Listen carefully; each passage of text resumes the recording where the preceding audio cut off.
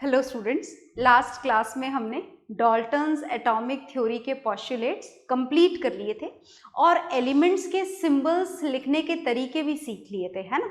तो कुछ तरीके तो आपने देखे थे, सिंबल्स बना के, सर्कल्स बना करके, उसके अंदर अलग अलग तरीके की डिज़ाइंस बना करके, और फिर हमने सिंबल्स लिखे एलिमेंट्स के इंग्लिश नेम्स के अकॉर्डिंग। Is it okay? तो फिलहाल जो सिंबल्स यूज़ किए जा रहे हैं हमारी लेटेस्ट केमिस्ट्री के according, that is the symbols which is written according to their Latin names. पर कुछ पर्टिकुलर एलिमेंट्स ऐसे हैं जिनके सिंबल्स उनके लैटिन नेम के अकॉर्डिंग लिखे गए थे, इंग्लिश नेम के अकॉर्डिंग नहीं। तो क्या हमें सारे 118 एलिमेंट्स के लैटिन नेम याद रखने होंगे? नहीं, ऐसा नहीं है। कुछ ही एलिमेंट ऐसे हैं जिनके सिंबल्स उनके लैटिन नेम के अकॉर्डिंग लिखे गए थे। तो उनमें से कुछ सिंबल्स मैं आपको यहाँ पर बताने जा रही हूँ। तो हम दोबारा से एलिमेंट्स के सिंबल्स लिखेंगे आज की क्लास में। Symbols of elements, is it okay? Elements के सिंबल। और आज की क्लास में हम जो एलिमेंट्स के सिंबल लिखेंगे that will be according to their Latin names. तो लिखें लैटिन नेम्स। चलिए, तो देखिए, हम सिर्फ लैटिन नेम नहीं लिखेंगे, क्योंकि लैटिन नेम अगर हम सीधे लिख देंगे तो हमको समझ ही नहीं आएगा कि आखिर ये नाम कौन से हैं, है ना। देखिएगा ध्यान से। तो हम सबसे पहले लिखेंगे इंग्लिश नेम्स जो हमको समझ में आते हैं, and then after we will write down their H नहीं है ये, है ना, Latin names है ये, okay, Latin names, and then after we will write down their symbols। One by one करेंगे काम, है ना। तो इंग्लिश नेम कौन कौन से हैं जिनके लैटिन नेम हमको यहाँ पर पढ़ने हैं? तो फर्स्ट एलिमेंट इज सोडियम, जिसके साथ हम शुरुआत करने जा रहे हैं। तो ये जो सोडियम एलिमेंट है, इस सोडियम एलिमेंट का लैटिन नेम है नाट्रियम, और नाट्रियम का जो सिंबल है दिस इज कैपिटल N और स्मॉल ए। अच्छा, वो रूल यहाँ पर भी एप्लीकेबल है कि अगर आप फर्स्ट 2 लेटर्स काम में लेंगे तो आपको यहाँ पर फर्स्ट लेटर कैपिटल और सेकंड स्मॉल लिखना पड़ेगा। ऐसे बिल्कुल मत लिखिएगा, बिल्कुल गलत हो जाएगा। देखिए ये, है ना, ऐसे नहीं लिखेंगे आप सोडियम का सिंबल। ओके, आगे देखिएगा। नेक्स्ट जो एलिमेंट हम लिखने जा रहे हैं दिस इज पोटेशियम, और पोटेशियम का लैटिन नेम क्या है? देखिएगा ध्यान से। पोटेशियम का लैटिन नेम है कैलियम, और कैलियम का सिंबल होगा के। आ गई बात समझ में? चलिए आगे चलते हैं और कुछ नाम जानते हैं। नेक्स्ट जो एलिमेंट है दिस इज सिल्वर, और सिल्वर का जो लैटिन नेम आपको यूज करना है दिस इज अर्जेंटम। अब देखो, अगर अर्जेंटम के अकॉर्डिंग इसका सिंबल हम AR लिख दें तो AR तो हमने आर्गन का सिंबल सेलेक्ट किया हुआ है, we can not write down this AR। तो हमें क्या लिखना होगा? हमें AG लिखना होगा। सिल्वर का जो सिंबल सेलेक्ट किया गया है that is AG, A capital and G small. Okay, next we will write down the symbol of gold. Gold का सिंबल दोबारा से इसके लैटिन नेम के अकॉर्डिंग सेलेक्टेड है and its Latin name is aurum, और ऑरम के according जो symbol selected है AU, capital A small u। Next element is mercury. Mercury का लैटिन नेम पता है आपको? नहीं जी, बिल्कुल पता नहीं हो सकता। That is very different. Look here, its Latin name is हाइग्रम, and according to its Latin name its symbol is capital H small g। Okay, तो और भी नाम है, कुछ और लिख लेते हैं थोड़े बहुत। This is lead, another element is lead and its Latin name is plumbum. बहुत ध्यान से देखिएगा, दिस इज प्लम्बम, और प्लम्बम के हिसाब से जो सिंबल सेलेक्ट किया गया है दैट इज PB। अच्छा, एक और सुनिएगा because that is very important and very commonly we will use this. Copper, copper का जो लैटिन नेम होता है दिस इज क्यूप्रम, और इस क्यूप्रम के हिसाब से जो कॉपर का सिंबल सेलेक्ट किया गया है दैट इज Cu।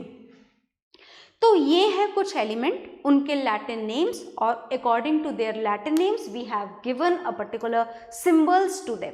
अच्छा, इनके अलावा भी एलिमेंट हैं जिनके लैटिन नेम के ऊपर बेस्ड है सिंबल, कुछ और भी हैं 4-5 एलिमेंट, पर फिलहाल हमारे लिए इतने एलिमेंट्स जानना काफ़ी हैं, तो आप इनको नोट डाउन करेंगे। ओके,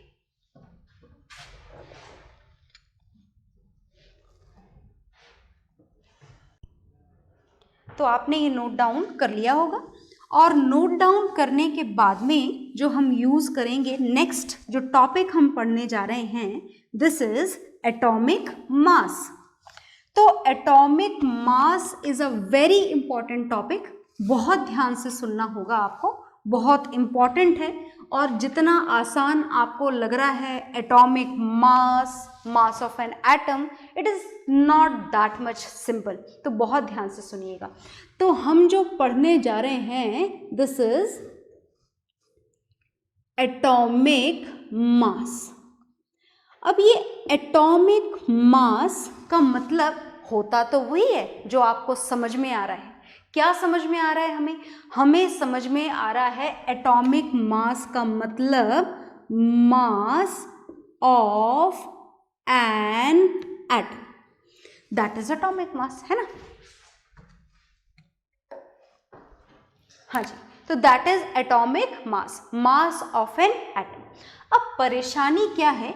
परेशानी ये है कि अगर बात मास की जाए तो हम मास तो फिजिक्स में भी पढ़ते हैं, मैथमेटिक्स में भी पढ़ते हैं, और जब मास की बात की जाती है, बॉडी मास की या किसी भी ऑब्जेक्ट के मास की, ऑब्जेक्ट छोटा हो बड़ा हो, whatever the type of object is, if mass has to be calculated then either it is measured in grams और किलोग्राम्स, है ना? या तो आप ग्राम्स यूज करते हैं या फिर किलोग्राम।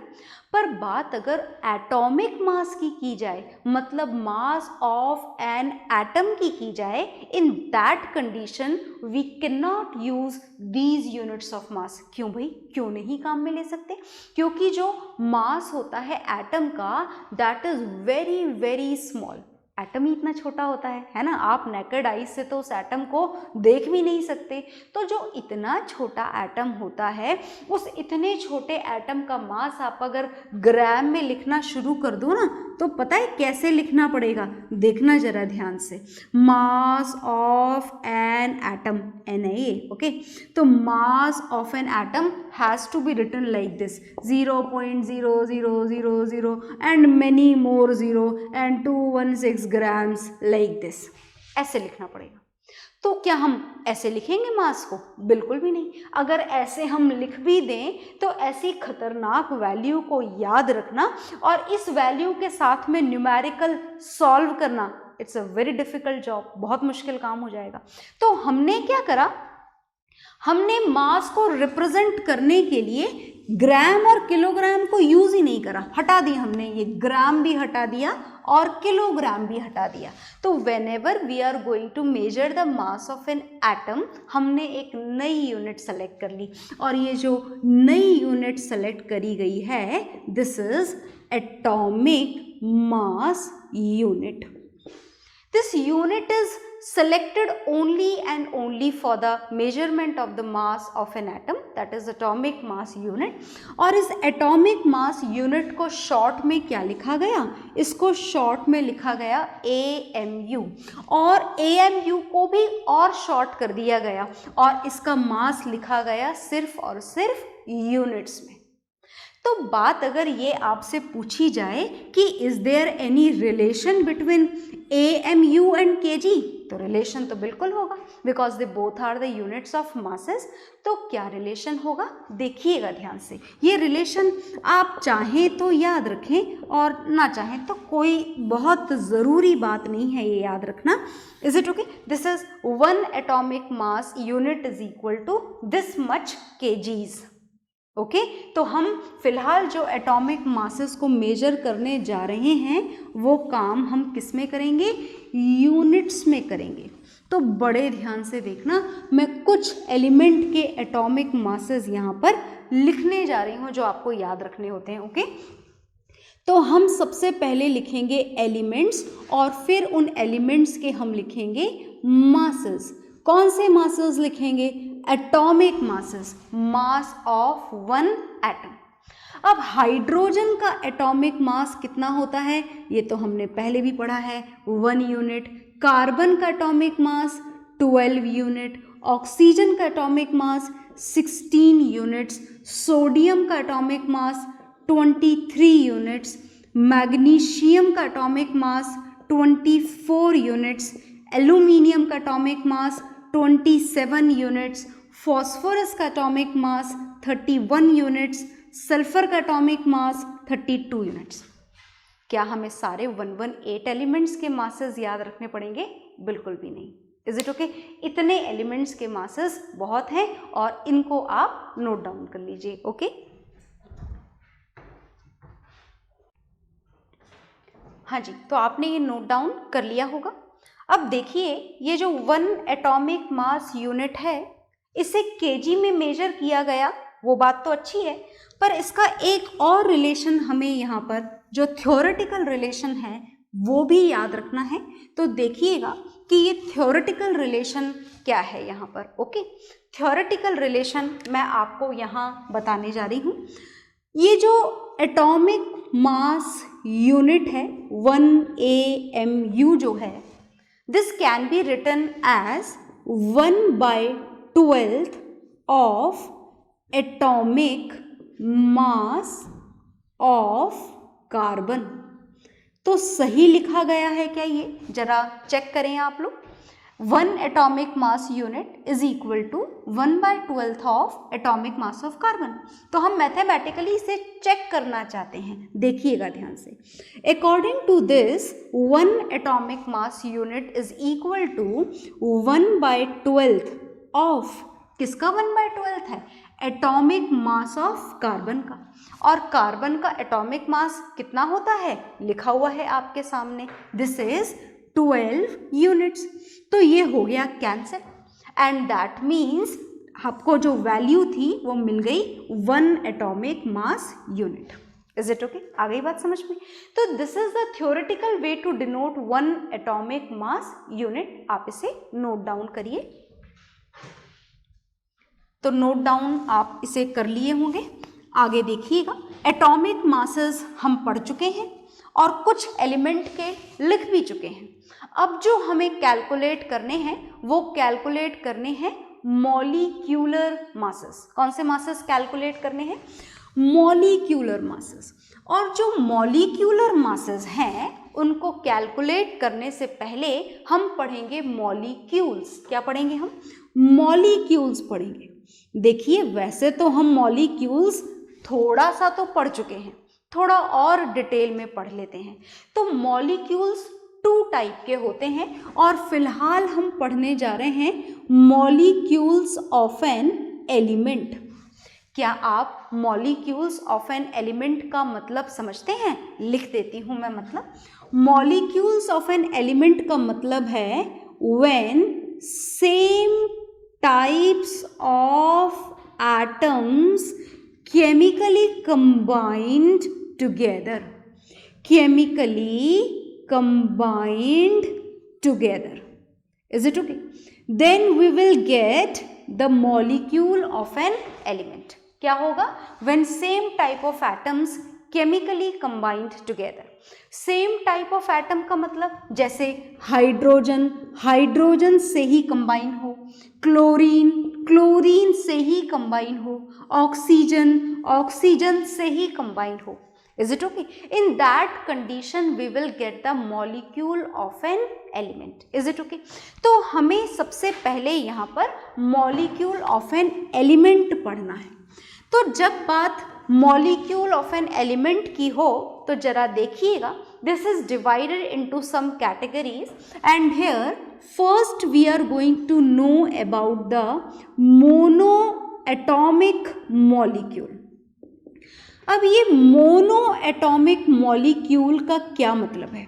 मोनो का मतलब होता है 1 और मोनो एटॉमिक का मतलब क्या हो जाएगा? 1 एटॉमिक, सिंगल एटॉमिक।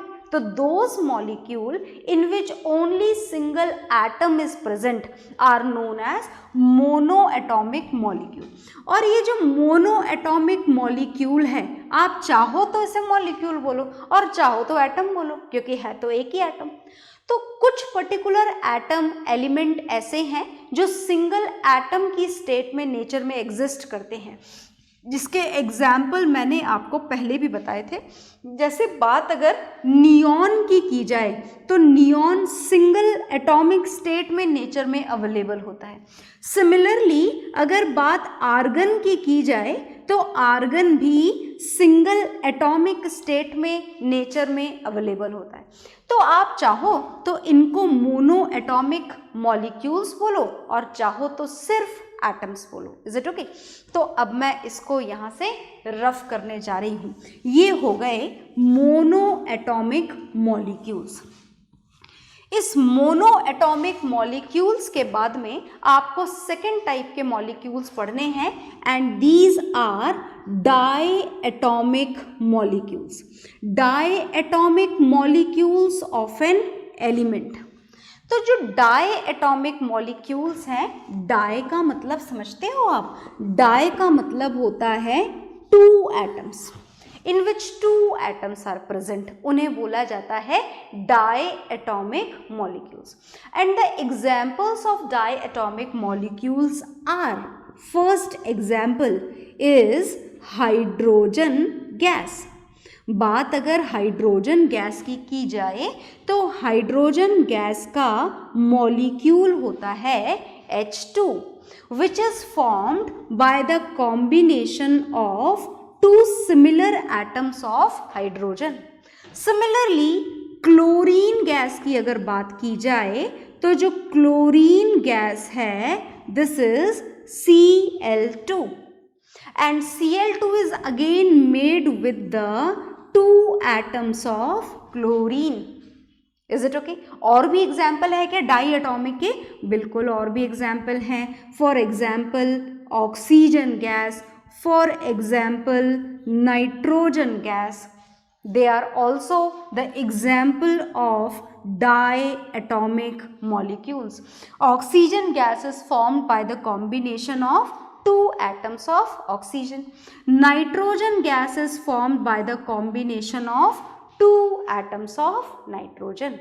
तो आप नोट डाउन करिए, फिर हम पढ़ेंगे ट्राई एटॉमिक मॉलिक्यूल। ओके,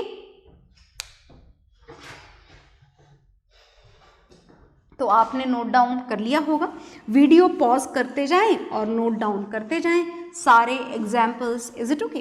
तो डाई एटॉमिक मॉलिक्यूल के बाद में आपको पढ़ने हैं थर्ड टाइप के मॉलिक्यूल्स। याद रखिएगा, हम मॉलिक्यूल्स ऑफ एन एलिमेंट पढ़ रहे हैं, and molecules of an element are made with the combination of similar atoms of same element. Is it okay?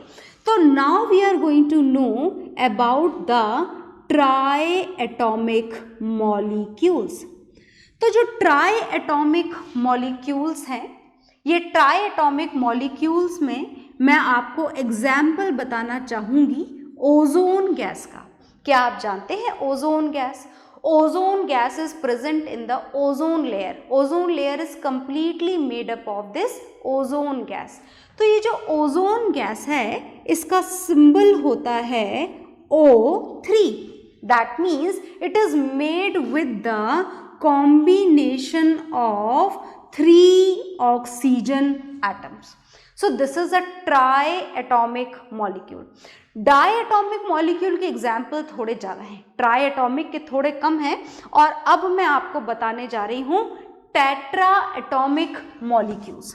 तो जो फोर्थ टाइप के मॉलिक्यूल्स हम जानने जा रहे हैं, this fourth type of molecule is, fourth type के molecule that is tetra atomic molecule.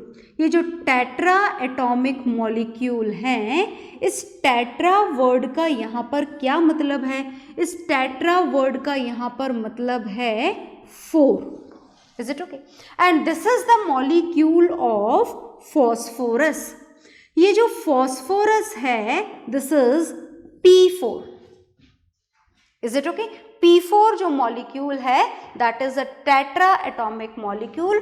Phosphorus is always available in the form of its tetra atomic state that is P4.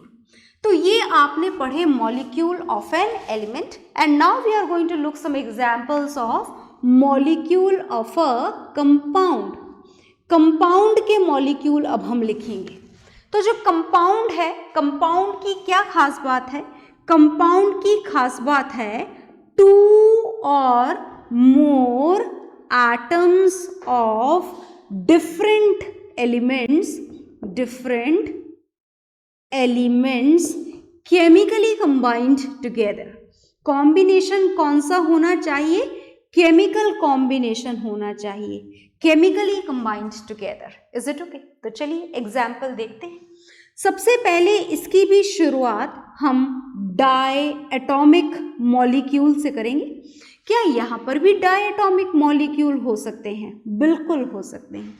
बताएं तो फिर एग्जाम्पल. सोचे जरा मेरे लिखने से पहले. जो एग्जाम्पल है दिस इज HCl. पहचानते हैं क्या आप HCl को? HCl is hydrochloric acid and this is made with the 1 atom of hydrogen and 1 atom of chlorine. और कोई एग्जाम्पल याद है आपको? मुझे लगता है आपको याद तो होने चाहिए. देखिएगा जरा. नेक्स्ट एग्जाम्पल हम लिखने जा रहे हैं यहाँ पर कार्बन मोनोऑक्साइड का. याद आया? Carbon monoxide poisonous harmful gas. This is CO made with the combination of 1 atom of carbon and 1 atom of oxygen. Is it okay? तो नोट डाउन कर लीजिए आप डाई एटॉमिक मॉलिक्यूल्स को. Then we will learn some examples of tri atomic molecules. देखिएगा ध्यान से. तो आपने डाई एटॉमिक मॉलिक्यूल्स के एग्जाम्पल्स देख लिए 2. अब हम पढ़ने जा रहे हैं tri atomic and tetra atomic. इसका मतलब ये नहीं है कि ट्राई एटॉमिक और टेट्रा एटॉमिक पे एंड हो जाता है मॉलिक्यूल्स का. मॉलिक्यूल्स तो आगे और भी हो सकते हैं जिसमें 5 एटम हो, 6 एटम हो, 7 हो, 8 हो, 8 से ज़्यादा हो, 50 हो, ऐसे भी मॉलिक्यूल्स हैं. Is it okay? पर जस्ट हम अपनी नॉलेज को बढ़ाने के लिए कुछ ट्राई एटॉमिक और कुछ टेट्रा एटॉमिक मॉलिक्यूल्स लिख लेते हैं. दोनों लिख लेते हैं. देखिएगा ध्यान से. जो ट्राई एटॉमिक हैं जैसे कार्बन डाइऑक्साइड कितने एटम से मिलकर बना है? 3 एटम से. 1 atom of carbon and 2 atom of oxygen. Next is water. ये कितने एटम से मिलकर बना है?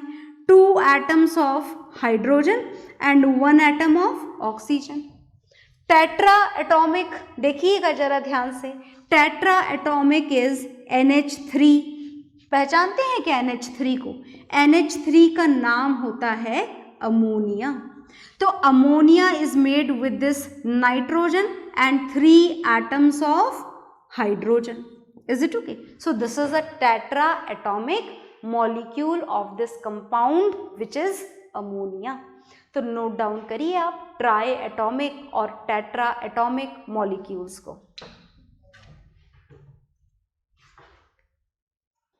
तो आई होप आपने ये नोट डाउन कर लिए होंगे. तो मॉलिक्यूल्स हमने दोबारा से रिवाइज कर लिए हैं और मॉलिक्यूल्स का रिवीजन कंप्लीट करने के बाद में ये जो टेबल राइट साइड में अभी तक मैंने आपके लिए लिखी हुई है इसका कोई ना कोई पर्पस तो होगा ही सही. तो finally we are going to calculate the molecular masses. हम क्या कैलकुलेट करने जा रहे हैं? हम मॉलिक्यूलर मासेस कैलकुलेट करने जा रहे हैं. मास ही लिख दें तो भी बेहतर होगा. मॉलिक्यूलर मास कैलकुलेट करने जा रहे हैं. मॉलिक्यूलर मास का क्या मतलब है? Mass of one molecule is known as molecular mass. तो चलिए कैलकुलेट करते हैं and we will start with the most simple molecule that is water. Water के साथ में शुरुआत करते हैं. तो वाटर की अगर बात करी जाए तो वाटर के मॉलिक्यूल का मास निकालने के लिए आपको सबसे पहले कैलकुलेट करना होगा mass of 2 atoms of hydrogen और इसमें ऐड करना होगा mass of 1 atom of oxygen. तो जो 2 हाइड्रोजन एटम का मास है वो कैसे निकालेंगे आप? 2 × 1 यूनिट, क्योंकि हाइड्रोजन के एक एटम का मास कितना है? 1 यूनिट। और ऑक्सीजन के कितने एटम हैं? 1। और ऑक्सीजन के 1 एटम का मास कितना होता है? It is there in front of you, 16 units. तो टोटल मास हो जाएगा 2 units plus 16 units, that means 18 units. तो अगर आपसे पानी का मॉलिक्यूलर मास पूछा जाए तो आप कितना लिखेंगे? 18 units. Similarly, if you want to calculate the molecular mass of carbon dioxide, तो वो कैसे कैलकुलेट करेंगे? देखिएगा ध्यान से। यहाँ पर इसका मास कैलकुलेट करने के लिए आपको पहले तो पता होना चाहिए mass of 1 atom of carbon और फिर आपको पता होना चाहिए mass of 2 atom of oxygen. Is it okay? तो कार्बन के 1 एटम का मास कैसे निकालेंगे? पता ही है हमें, इट इज देयर 1 × 12। और 2 ऑक्सीजन का मास कैसे निकालेंगे? 2 × 16। Is it okay? तो ये हो जाएगा 1 एटम का मास 12 यूनिट्स और 16 × 2 कितना हो जाएगा? 32 यूनिट्स। और इनको आप टोटल डेफिनेटली कर सकते हैं, दिस इज 44 यूनिट्स। तो कार्बन डाइऑक्साइड का मॉलिक्यूलर मास कितना आ गया? 44 यूनिट्स। और इस तरीके से आप किसी भी मॉलिक्यूल का मास कैलकुलेट कर सकते हैं। तो उसके लिए आप पहले इन एग्जाम्पल्स को नोट डाउन कर लीजिए। ओके,